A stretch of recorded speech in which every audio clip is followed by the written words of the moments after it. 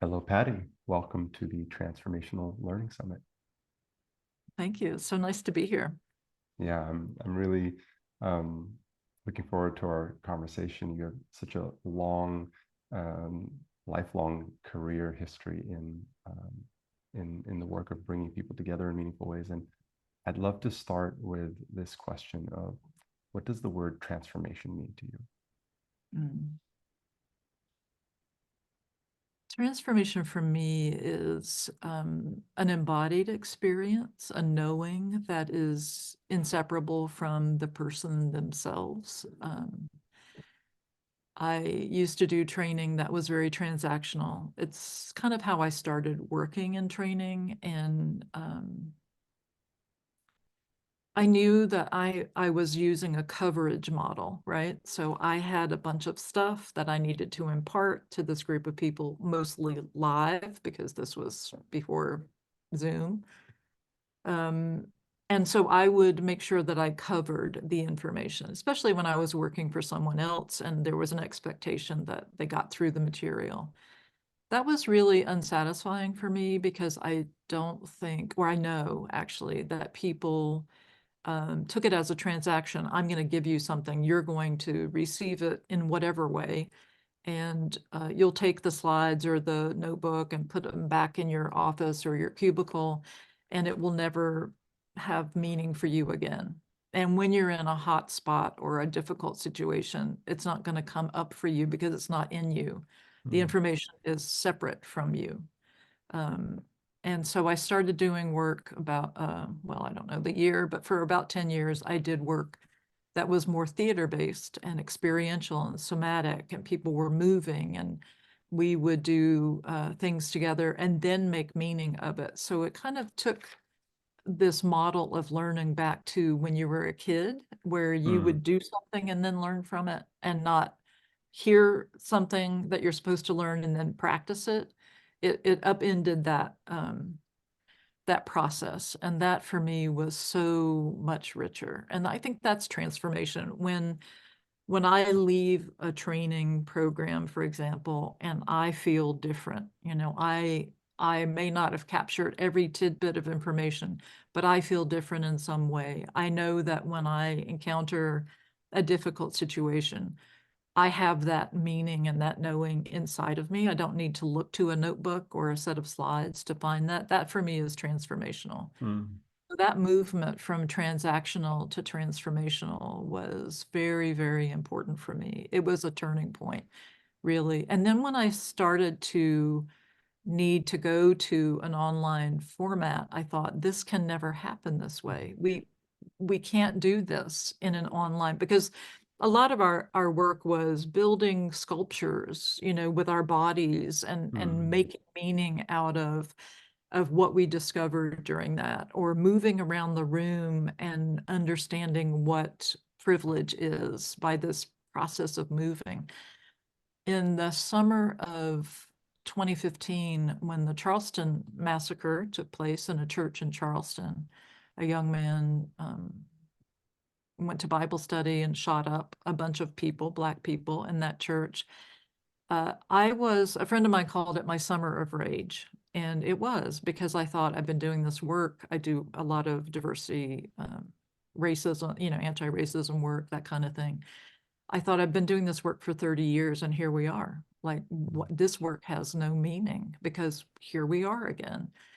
And it was a summer of rage. I decided I could either be furious about this or I could do something about it, or I could do both. So I created a class that called Hard Conversations on Racism.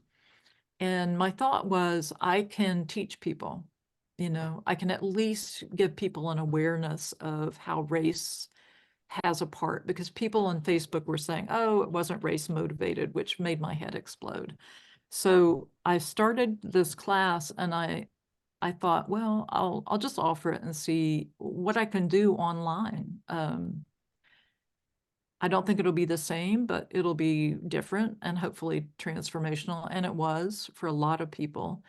Um, Moving into a virtual space, but wanting to keep the same kind of experience for people was a big challenge. And, you know, I think now there are so many ways for us to make online learning transformational, much more than at that time, much more than 2015, you know. But if you're committed to transformational learning, then you find ways that you can do that. And sometimes it's recognizing that while the content you have that you're presenting is important, it's not the most important thing. That what people have in terms of conversations with one another, how they engage in community with one another, that's actually much more transformational for people. Hearing people's stories, you know. I don't know what your experience of that class was, but I would, you know, I would hope that there was some of that for you in the racism class. I really love what you shared about. It was just something you said a few moments ago about that a transformational experience is in you, or it's a learning experience that then lives in you, as opposed to downloading a bunch of information. And there's something so almost intangible about that, and at the same time so direct. You know, what does it mean for something to be in you? But yet it's just in your way of being, in your implicit understanding. Right. And Yeah. it's funny. The way I encountered your work is because one of our alumni from our transformational experience design program came to us and said, you know, I just did this course on racism, and it's like the best online group course I've ever done. And I was like, wow, well, I need to I need to take this program. So that's how I enrolled in this program that you're running with Victor Lee Lewis at the time. Yeah, and I think, you know, like, so I'm curious about because this journey you've described from building sculptures together, and it sounds like a much more embodied in-person experience, and some of the ways that you thought about creating that in a virtual environment. How do you think about this aspiration towards embedding understanding within a participant in a virtual experience? I think you have to start with the person. So even if I work with a group of CEOs, I am not going to be swayed by the importance of the people in that room. I'm going to see them as human beings first and create experiences that help them dive into their own journey, their own personal experience of race, for example. I'll give you one example. I, in a class, invited a group. I was working with CEOs. I am all white. Invited them on a Saturday morning to go to a black barber shop to get their hair cut in their town. You know, locate one, go, no appointment, no nothing, just walk in and get a haircut. And that single experience was so meaningful for the men, they were all men in that room, because they experienced being the other, they experienced discomfort. So they had this physical sensation of what that is, and then we could have conversations. So there's an experience first, which may or may not be online. It may be experiential in your community, and then together you can make meaning of it. So then the questions that you ask allow them to extrapolate that physical sensation of discomfort to what happens in their organizations, for example. And you can't forget that. Like, you sit in that barbershop waiting with everybody looking at you, and you can't forget that embodied sensation. So, you know, now I'm exploring with Sutra. I think there's, for me, a deeper possibility for some of that. And so I'm exploring, well, how do you take that experiential part, you know, back into the gathering itself? And So I'm exploring that now. I'm just Mm, at the very beginning stages of that because it feels like this is a different model. Sutra, for me, is a different model of that learning. It's not a teacher spouting at people and then people responding to that teacher. It's a community of people around an idea or a concept or a question, all looking at that, together and having conversation across the community, not just to the teacher. And that for me changes the role of the teacher. It changes the role of the participant. So there's a need for all of us to experience the viewpoints of other folks. So I'm right in the beginning of that. I mm, don't think mm, I have solved that, but I'm insistent really that the content is secondary to the experience of the people in the group. And mm, that's what I want to focus on as to create transformation for everybody in that group.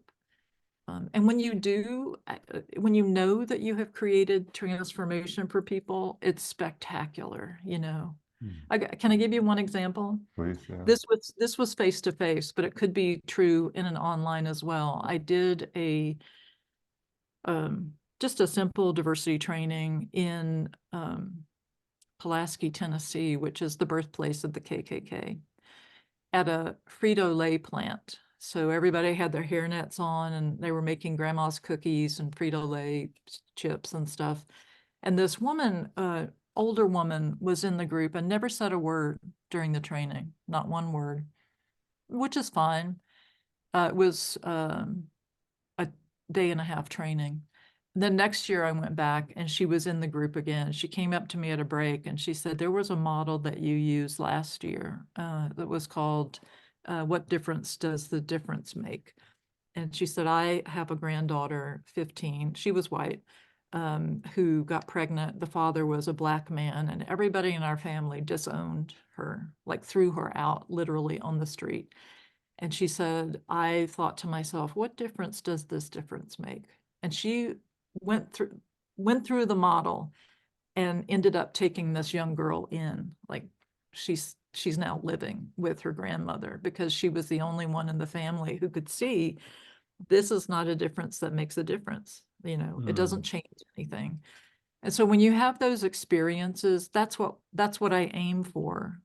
I want people to see how the information or the process or the experience has usefulness in real life situations. mm, So in some ways, also we never know what is transformational for somebody. She never said a mhm. word in the training program, right? Mm, I mm. would have no idea but something stuck and she applied it and here's this life transformed. And so that's what I'm aiming for.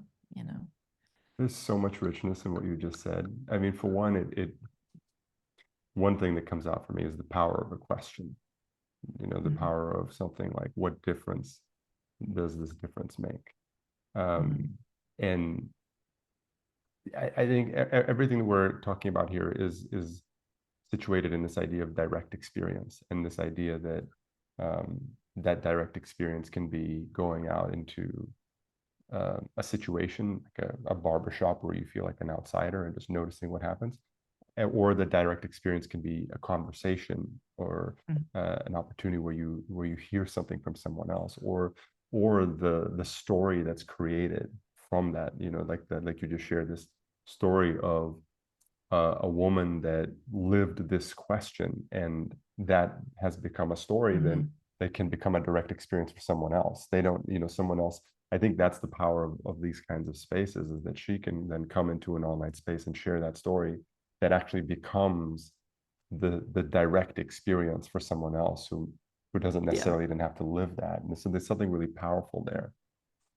Yeah. I think that the story gathering and the storytelling, um, most of us might approach if you said to me, who were your mentors around diversity? And I would probably, as I have done with Victor Lee Lewis, who's a great friend and training partner with me, I would probably say I didn't really have any, you know. And as he started teasing out my life history, it became clear that there were people who were instrumental in moving Mm, me in this direction to do this work. And um, I think hearing those stories, gathering those stories, understanding that, like you said, it's a question that is the thing that's going to move people, not a direct, um, what would I say, presentation of fact.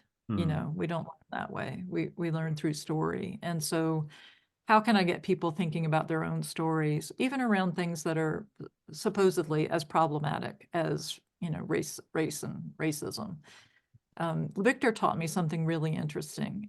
This goes back to something you said a moment ago. I had in the classroom, the first time I taught this without Victor, an exercise that was something like, write for 5 minutes about what's so difficult about doing this work, you know. And my intention was good. I wanted people, you know, to understand this is hard work. And Victor looked at it and he said, hey, wait a minute. Well, why don't we also ask people what is life-giving about this work? mm, Like what brings energy and life to you in terms of doing this work? And that was a good question for me to look at. What were my expectations and suppositions about if this is all really hard work, where's the joy? And it was mhm, beautiful to teach with him because he brought that joy, you know. mm, mm. I, And I think, yeah, go ahead. just to add something to that, it's a for me what comes out through that example is that so much of this work is actually about discovering our unquestioned assumptions or Mm, our implicit situatedness. And so that's such a yeah. perfect example, right? Of like you're putting something into a space by the nature of the way the question is framed and kind of um, implying something to people. And I love I, it's not that it isn't true because it is hard work, but there's a reason that we do it. And so I love the openness of the expansion of the second inquiry into what gives life here. Yeah. Well, I mean, I think the thing was, I had come out of doing this work in corporate America Mm, where you know, I had people come into one training program and say consistently, well, at least there are donuts, you know, like nobody wanted to be there. They weren't invested in this work. And so that's the mental paradigm that I had about it. And it was lovely to work with Victor, who's all mm, about the joy of it. You know, mm, what is it? It's, yes, it's hard. And, you know, so I've become much more,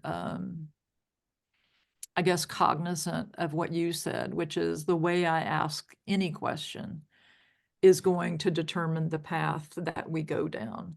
One mm, of the things that I do want to say about transformational learning is that I think the one of the best ways that I know to do create transformational learning is to say to myself before I start creating a class or teaching a class, I'm going to use what's in the room.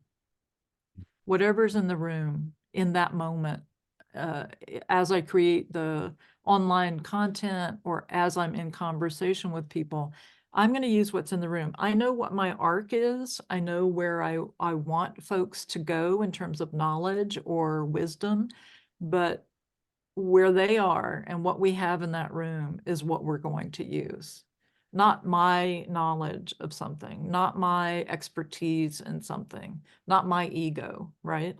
It's, I'm going to pay real close attention to what's happening in that room. And I think that that's scary for a lot of people. I used to teach a class called Imaginative Facilitation with a really great colleague of mine from Japan. And we had a great east-west, you know, approach to how do you facilitate a group? And I don't think you can facilitate learning in a group unless you are absolutely in that space and only there, you know, mm, in that moment. I mean, for me, it's a very embodied kind of of teaching and learning. You know, we may not be moving around, but we might be online. But how do I notice people and pull out threads, you know, that will take us to some other place that may or may not be on my agenda? It doesn't matter to me. I'm using what's in the room. And I go to a lot of training programs where I think there's fear around that. I believe that as trainers or teachers, we are either prepared against surprise or for surprise. And a lot of kind of traditional training, the trainers are prepared against surprise. I want you to say what I need you to say to put on this flip chart or on this, you know, sticky note, so that I can control what's happening in this room. That's prepared against surprise. I don't want to be surprised by what happens because I won't know what to do. And the other piece of that, and I think this is where I sit, is once I recognize the power of it, I want to be prepared for surprise. I want to be so agile that wherever you go, I can go there too.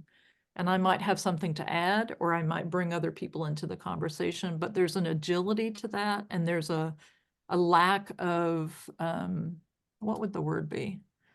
A lack of ownership of how this thing happens. You know the outcome, you've got the arc. How it happens, it can go a million different ways. But to be prepared for that kind of surprise, I think is really, really powerful and important for people who want to do more than just transactional teaching and learning, you know.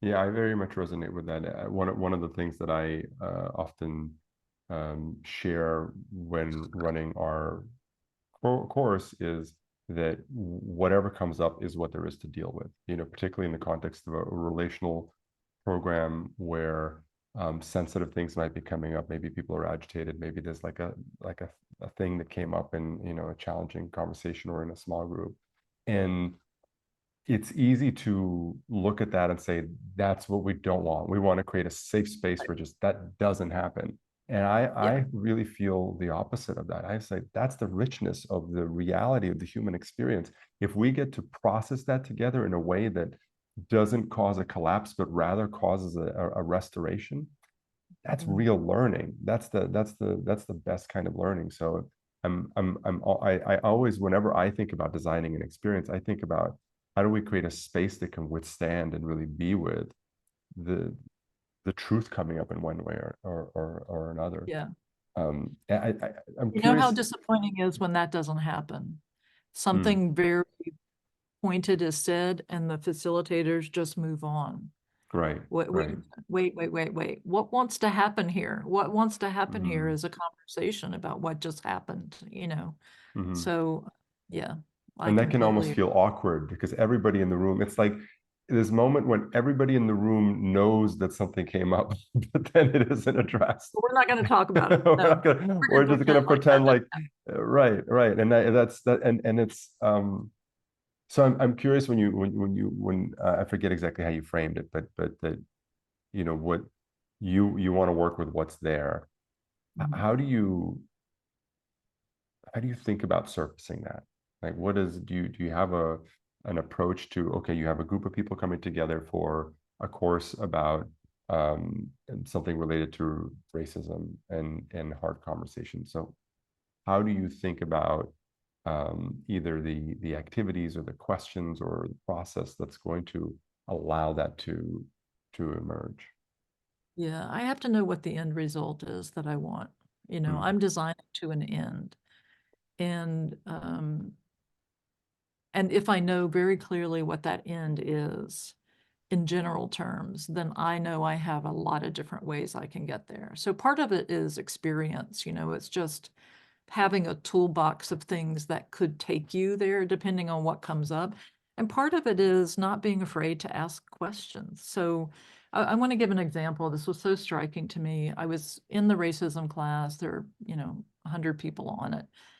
A Black woman made a comment and said, thank you, and we moved on. And a younger white woman spoke up and said, I just want to say that I don't believe that you heard whatever the woman's name was, and that we need to dive into that a bit more and ask her to elaborate that.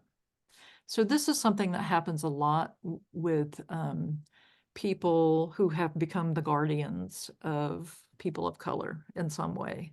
Hmm. And it would have been easy to move on from that, but I said, I want to ask, let's say the Black woman's name was Betty.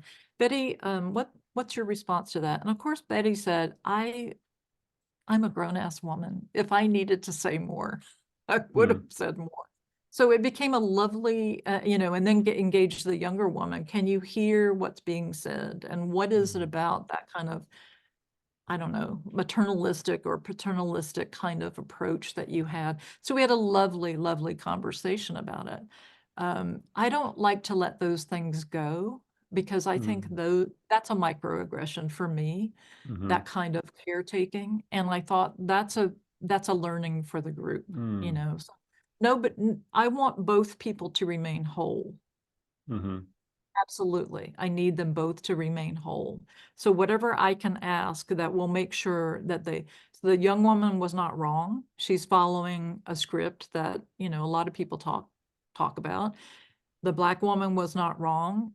We were not wrong. So how can we hold these opposing viewpoints at the same Hmm. time? And I think that that's a skill that is missing in a lot of learning and a lot of teaching and just in the world at large. Hmm. I can hold two very different things in my head at the same time.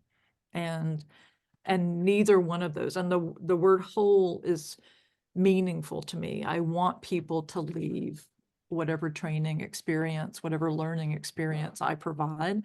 I want them to leave whole. I don't want them to leave shamed. I don't want them to leave dysregulated. I want them to leave whole in some way. And Hmm. I'll make sure that that happens through conversation and, engaging the community in that conversation. I love that specific example you gave, and well, first I'll share a parallel example that I was um, involved in, where I was the person who was possibly offering the what you might call the microaggression, but we were in a facilitated space, and it was coming to an end, and the facilitator invited us to offer, um, uh, I guess, some kind of words of appreciation to each other.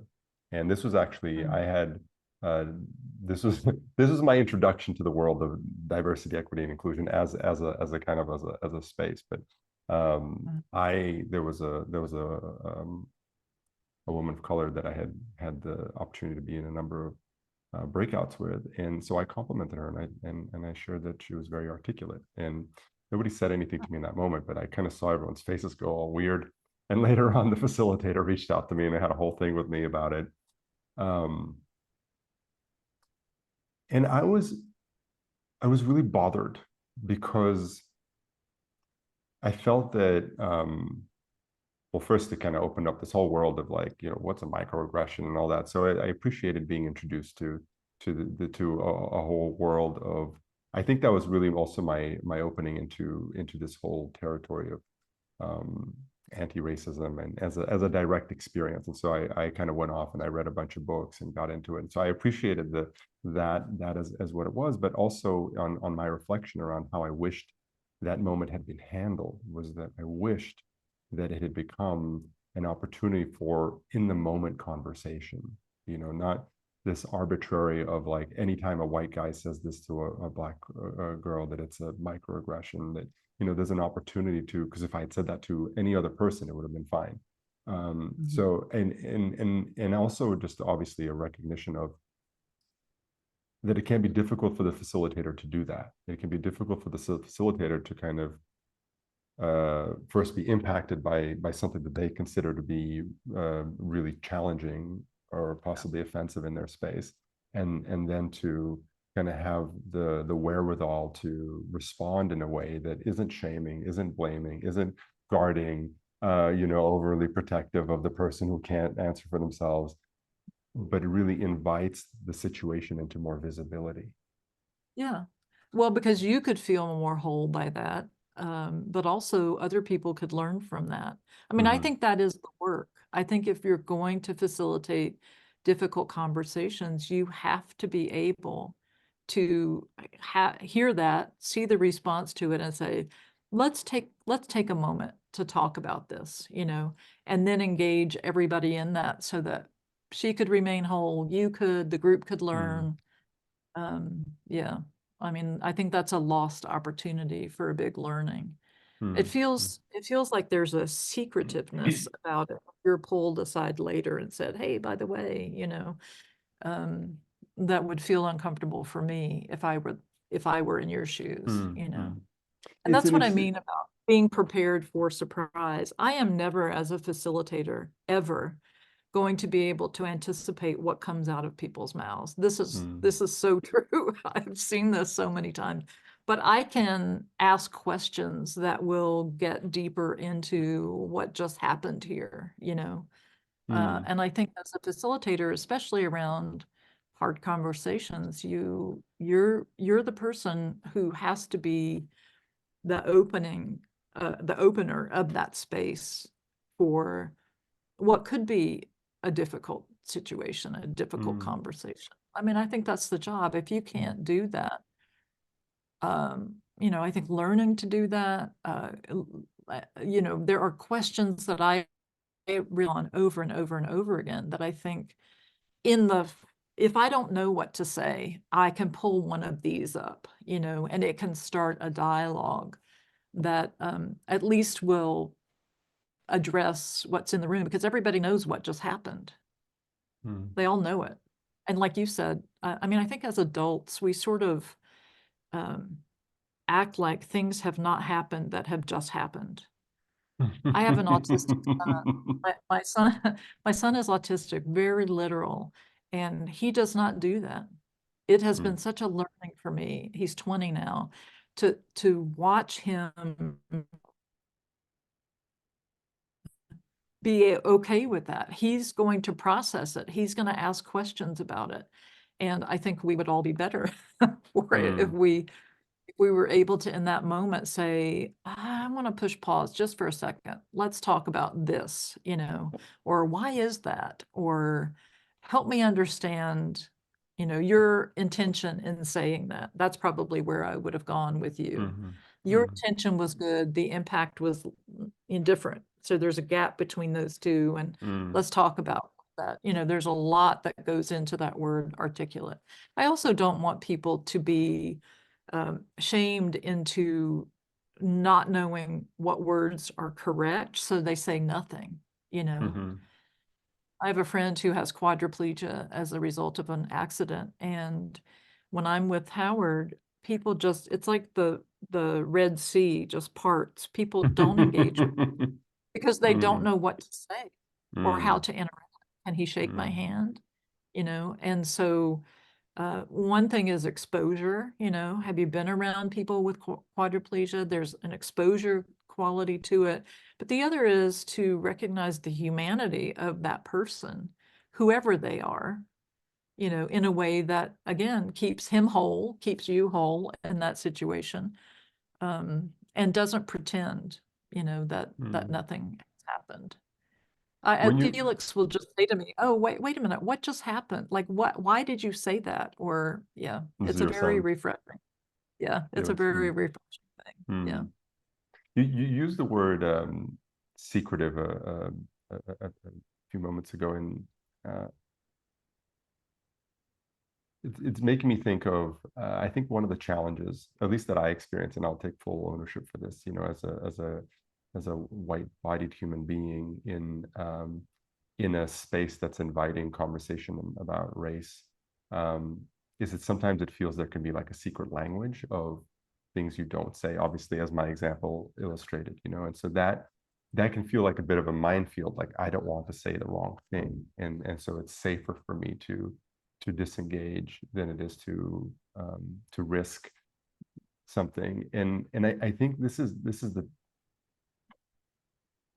it's such an interesting double-sided territory because there's this strong invitation to discover something that's invisible, which is the situatedness of my whiteness and the implications of that and the impact that I may not be aware of in my interactions, you know, in Right. certain contexts. And at the same time, Yeah. kind of being aware of that, now there's this double thing of like, oh shit, like I'm a white person here and I don't want to say the wrong thing. And I wonder Yeah. how you, if and how you think about that in constructing a course about racism or exploring whiteness. Yeah. I think it's important to have very clear boundaries, right? About things that are very important to you. So in our classes, probably after you took it, because we had some experience with this, Victor would just say, if you're recounting a story where somebody was racist, don't use the N word.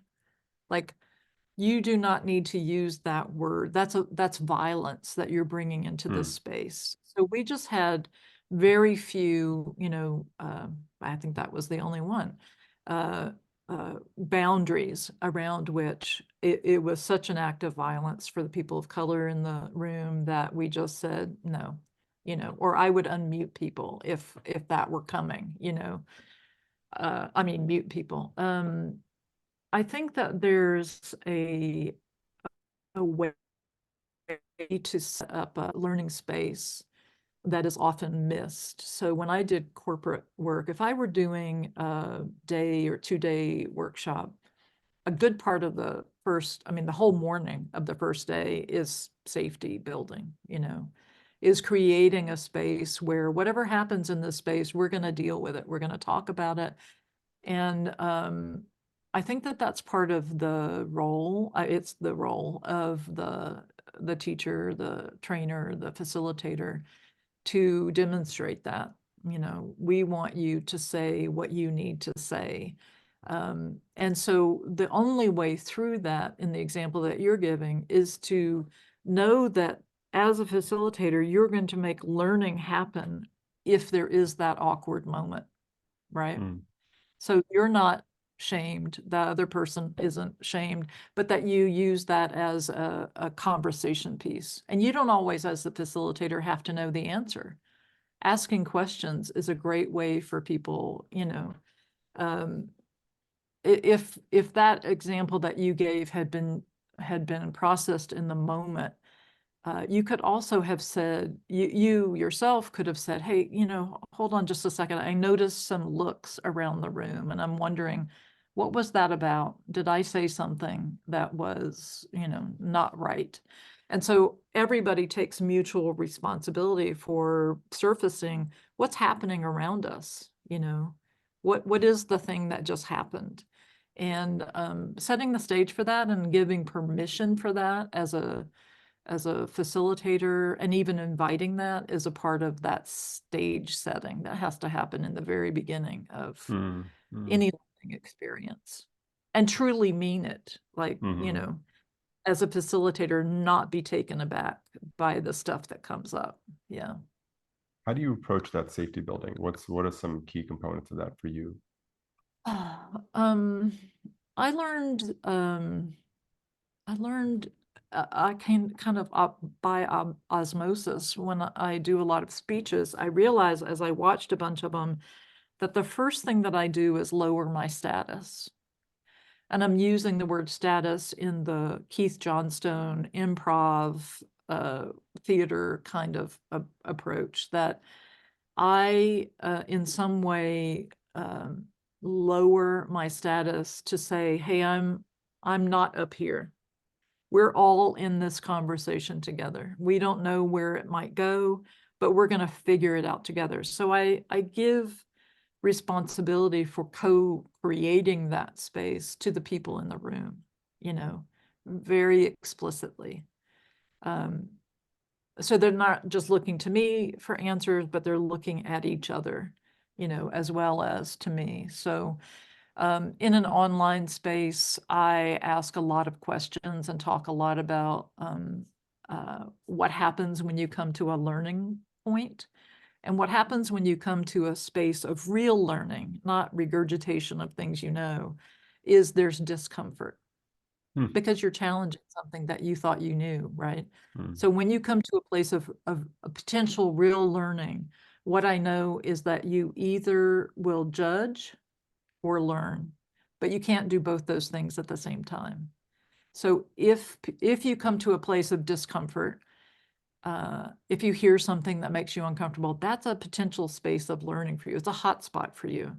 But you have to decide if you're going to judge or learn. And so judgment really looks like this. First, you judge yourself. Oh my God, I'm an idiot. Why did I say that? Then you blame other people. She shouldn't have been so sensitive about that. That's, ridiculous. And then you blame the facilitator. Why are they asking me to do this? So, but we come to judgment really, really quickly. mm, There has to be a pause that says, I'm going to choose learning. And learning looks different from judgment. It looks a lot different from judgment. So that's the first thing. I mean, I explicitly say that to people. So it gives them permission to realize if I'm uncomfortable, and nobody wakes up in the morning and says, I want to be more uncomfortable today. It's not a good place for a lot of people. But we have to make an intention to learn from that and not judge it. That's the first piece. And I think by surfacing what is going to happen, discomfort, then you give people permission to think about that in a different way. Am I learning? Am I learning? And I use a model called choice points, which takes you through all the choices that you have when you're engaged in any situation. And that's a primary one, judge or learn. And once you pick one of those, you follow a different path if you're learning than if you're judging. This mm, is lashing out. This is focused on what's keeping you from doing what you want to do. If you're learning, then you're sitting with, you're exploring, you're questioning, and you're focused more on your overall goal rather than the obstacles. mm, So it's, for me, a very, very important part of learning, of training, mm. is So that that's a understand. framework. That choice points framework is something that you developed, Yeah, and yeah, you. it's No, I kind was of just a going to say, and you'll introduce it at the beginning of an experience, or how do you introduce it into a learning? yes, yeah, because it takes you through very different paths. Let's say if you understand that life is a story, right? Our lives are stories. This training program is a story. At the very beginning of it, I will say a story is a yearning, which is what I want, interrupted by a series of obstacles. The room's too cold, that person talks too much, this is stupid, whatever. So a story is a yearning. This is Robert Olin Butler who talks about story in this way. A story is a yearning and a series of obstacles that stop you from getting that yearning. Without those obstacles, you have no story. Mm, Little Red Riding Story if you don't have the, right? So you need those obstacles. And when you come to those obstacles, then you judge or you learn. And if you judge, this is the path you're going to follow. If you learn, this is the path that you're going to follow. And so it gives people kind of I love models that are simpler than reality, but also give people a broader perspective of what is happening to me, And I think the thing to really recognize is that we will always judge, and then maybe we can be intentional and move to learning. So it's not like you're bad if you find yourself in judgment of yourself or others or the content, but work to pause that judgment and move back over to learning. mm. Um, And there's I even, think I just find that there's something to learn in the observation of that judgment. It's like, oh, that's look the at the whole point. judgment that comes Yes. up. Yeah. Yeah. I mean, a lot of times we would say to people in a face-to-face group, it doesn't matter if you do what we're asking you to do. Only thing that matters is that you notice what you notice about yourself in response to Mm. what we're asking you to do. So if you run from the room, that's beautiful. Just notice that that's your response. If you fling yourself in, that's also beautiful. Mm, Just notice what you notice, because it will give you more information about yourself, which is really the point. mm, It's not mm, the exercise, it's your response to the exercise. And then when you introduce this model, they can see, oh, I'm judging that I can't do that, or I'm judging it's too stupid, or So it Mm-hmm. really is a lovely kind of way to enter into the space where I believe in the possibility of a group of people, fundamentally. I believe in the possibility of that group. And so if I start from that place, I want to make it as possible as I can for them to notice themselves in that space. Not Mm-hmm. so much me, not so much other people, but what am I feeling? And am I judging myself for feeling that? So, or can I move toward learning? And then what would that lead me to?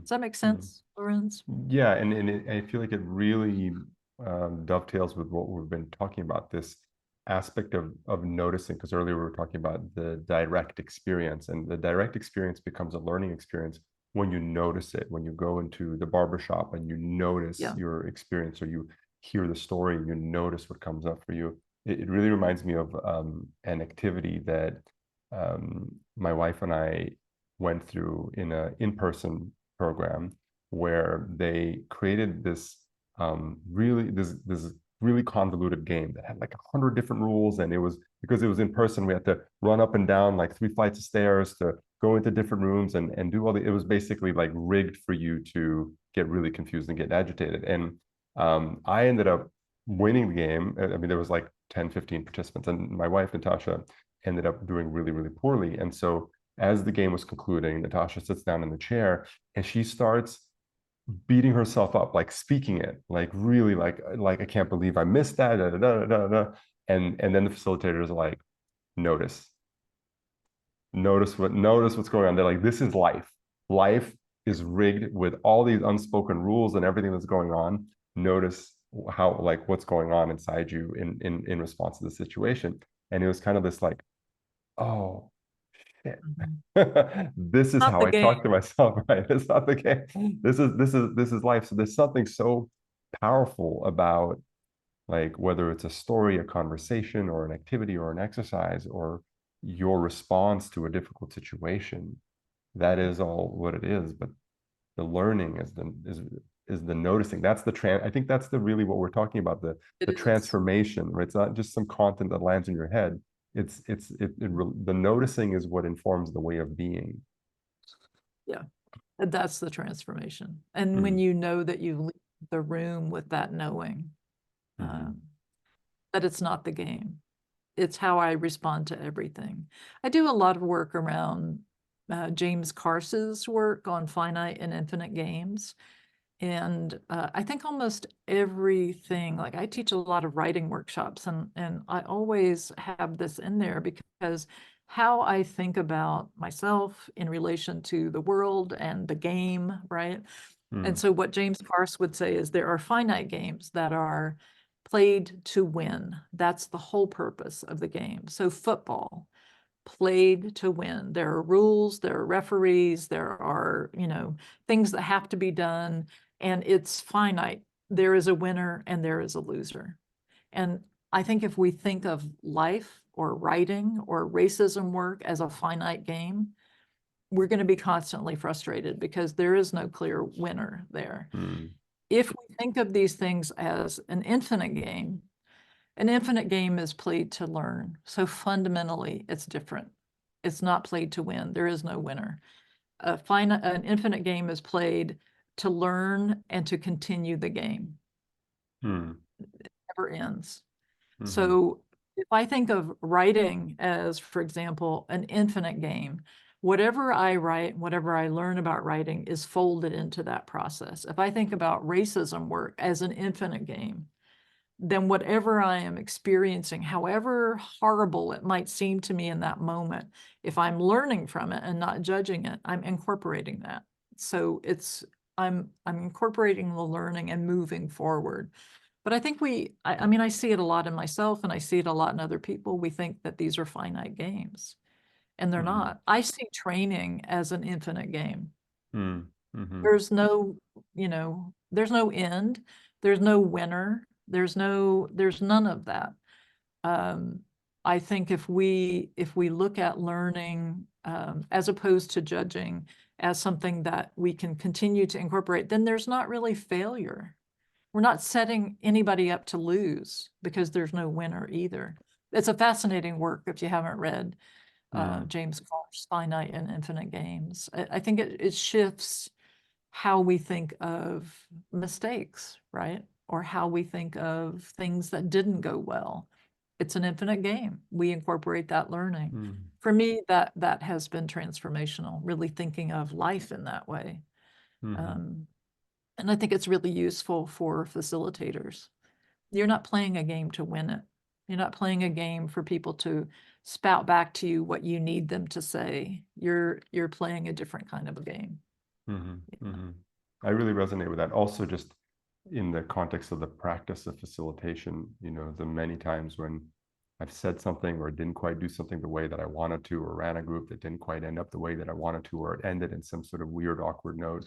And then, of Yeah. course, I come out of that experience and beating myself up. And then usually the choice point where I kind of catch myself, I notice it, and then I ask myself, what is there to learn? What is there to learn so that I can avoid this or somehow deal with it differently in the future? And Yeah. that almost always reframes the whole thing into something that I can deal with in a more constructive way. Oh yeah, and that you can take to another group. Do I have can I share a model with you that is so Yeah, helpful? sure, please.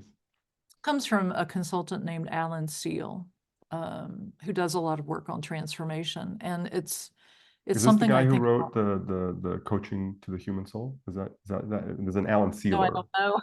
No, I don't okay. know. Alan Seal. Okay, Um, go on. Hmm. so he talks about different levels of engagement. And so this can be engagement in a training program, in life, in your writing, in your whatever. So the first level of engagement is drama. And the verb associated with that level is to blame. Mm. So we love drama, especially in Western culture. And so if we're stuck at the level of drama, we're just going to blame. I couldn't do it because my dog ate it or whatever. We're blaming somebody for this thing that is not happening. And a lot of us get stuck there. And then the second one, which I think in Western civilization is considered a pinnacle, is actually the second to the lowest level of engagement, situation. And the verb associated with that is to fix. And I mean, we love to fix things. Like, Mm. I'm going to fix that right away. Um, that's still a lower level of engagement. And I've facilitated groups that were 9-week, black-white racism groups. And the second week, inevitably, a white person will get up and say, we need to fix this. And they start, and the people of color will say, you don't even know what this is yet, so we need more Mm. conversation about it. So fix it is a low level of engagement. The third and fourth levels are where we want people to go. And I think this is where transformation happens, whether in person or online. The third level of engagement is choice. And the question associated with choice is, who do I want to be in this situation? Mm. It's a very powerful question. Who do I want to be in this situation? Do I want to be the person who acts like nothing is happening? Do I want to be the person who speaks up and goes deeper? So who do I want to be in this situation is choice. And the fourth level where we want to go is opportunity. And the question associated with that is, what wants to happen here? Mm. That for me is such a powerful question. What wants to happen here? And I think if we can consciously make our way through those levels as we teach, as we train, as we move people up that model, then that's transformational.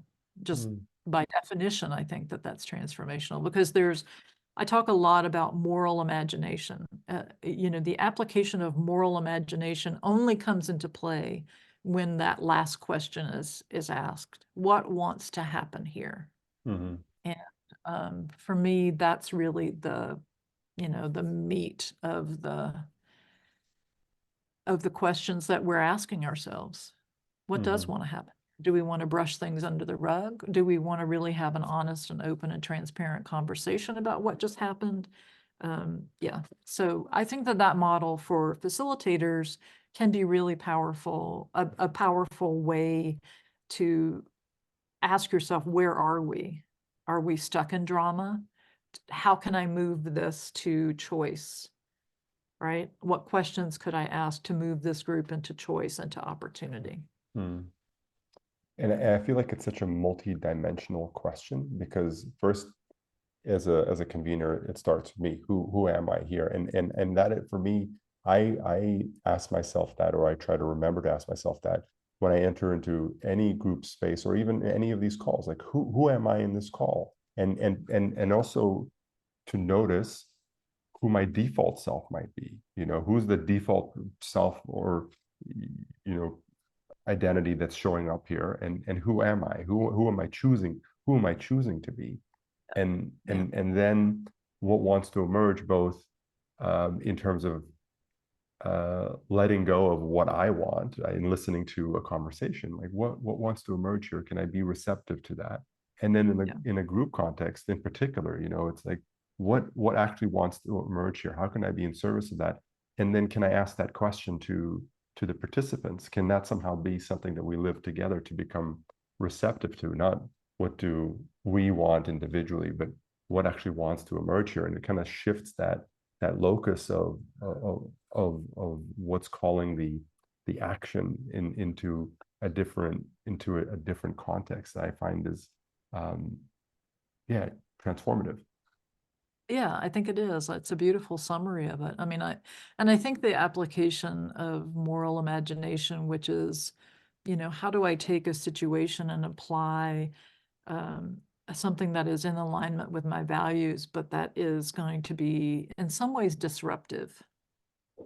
Hmm. I love that word. Like, I want learning to be in some ways disruptive because, like I said, when you come to that hot spot or that place of what, that's where learning can happen. And so, how do I do that within the context of my previous desire to keep everybody whole, Hmm. right? So I can play both of those things, disrupt and keep everybody whole at the same time. There's an interesting juxtaposition there around um, this this idea of wholeness as a space of comfort, Oh, and and then this idea of discomfort as not safety, as you don't want people to be uncomfortable, but and I love the way that you're framing that the experience of learning, particularly in this ontological sense of being, the experience of shifting your way of being isn't necessarily comfortable. oh. It's almost implicitly by definition uncomfortable because you're Yeah, but shifting if your you set, yes, if you set that out for people, then they realize that's okay because I'm on mm, the precipice of learning something. mm, And some may still flee the room. That's okay. That if they notice what they notice about themselves, that when things get hot, I run.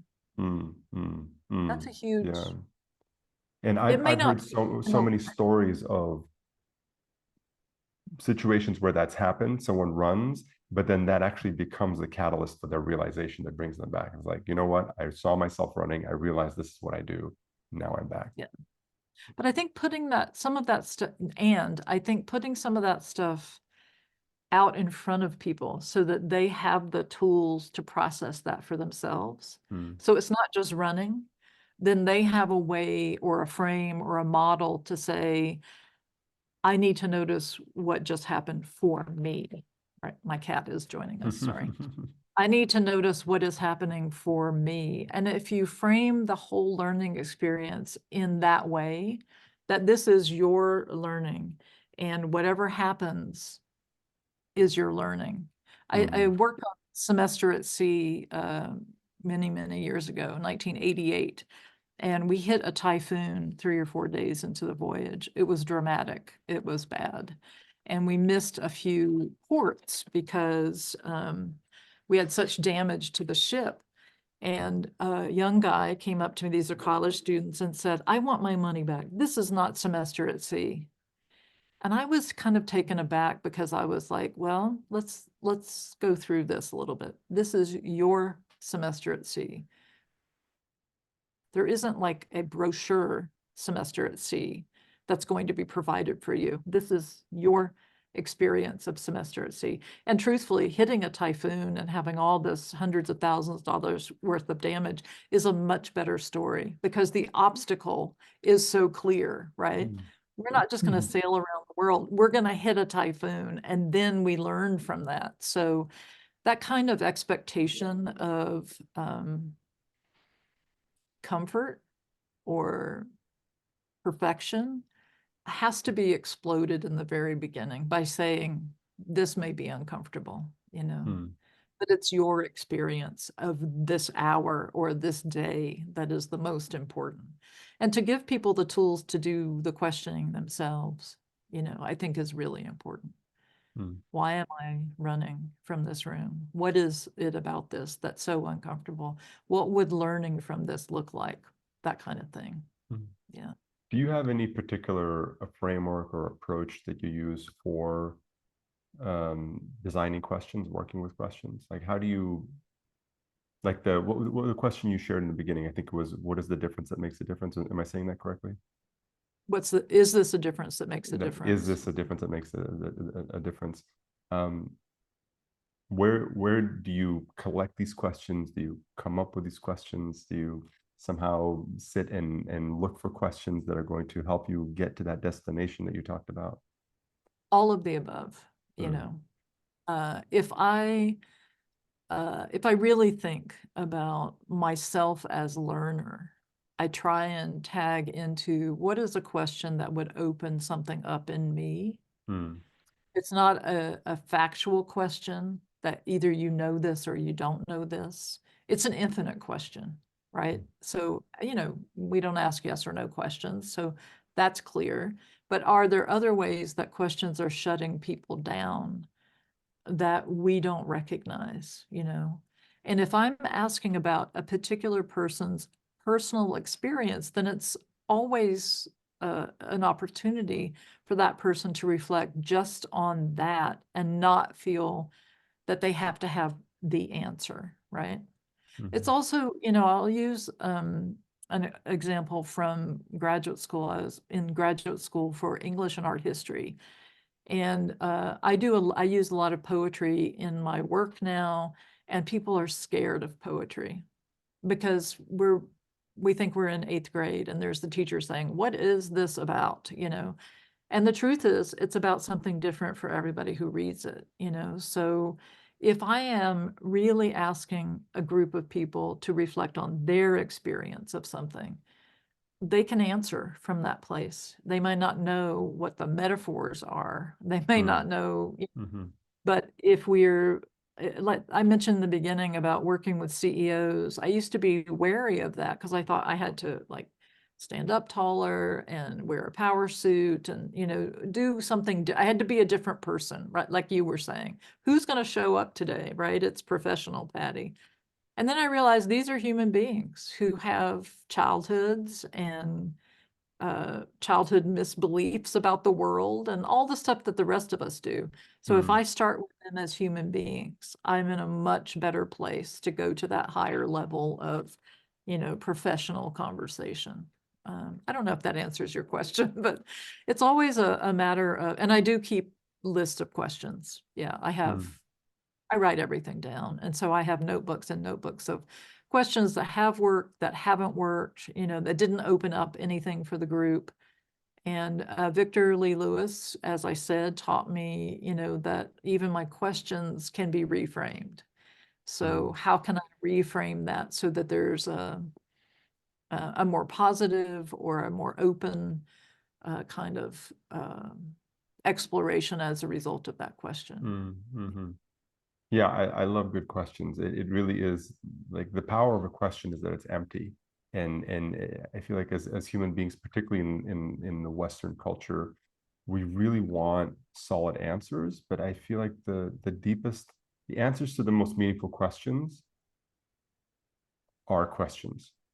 Oh, of You know, they're course, yeah. questions that you live. They're not questions that have an answer. They're questions that you live. You just need to realize that there isn't this answer that's concrete, can be written down in 2 sentences, that it's actually the living of question, the moment to moment inquiry and noticing of it that Yeah. is the richest answer. Yeah, and I think also for facilitators to recognize that, like we said before, the exercise or the quiz or the game is not the point. So I can use an experiential process with a number of different kinds of communities who are all focused on different things, but I use the same process. What is different is what I ask about afterwards. Mm. So Mm. let's say I'm doing work on white privilege. I do an exercise, and the questions that I ask afterwards are teasing out what they experience, not what I know about white privilege. I mean, I could lecture about that, but it wouldn't make any sense to them. And then I can use that same exercise for a group that wants a better team environment. So we do the same exercise, but what I pull out of that with the Mm. questions that I ask is going to lead them to an understanding or an aha about teams, and et cetera, et cetera. So Mhm. I think the question piece, the ways in which you engage with what just happened in the room, that's really the hot stuff. Mm. Yeah. Patti, thank you so much. I really appreciate the deep richness of our conversation and just your particular approach that that has just so much wisdom and insight. Thank you for offering me a glimpse of your teaching, transformational teaching universe today. Oh, thank you. And thank you for all that you've offered me. Lots of things for me to think about in this conversation. So I appreciate that.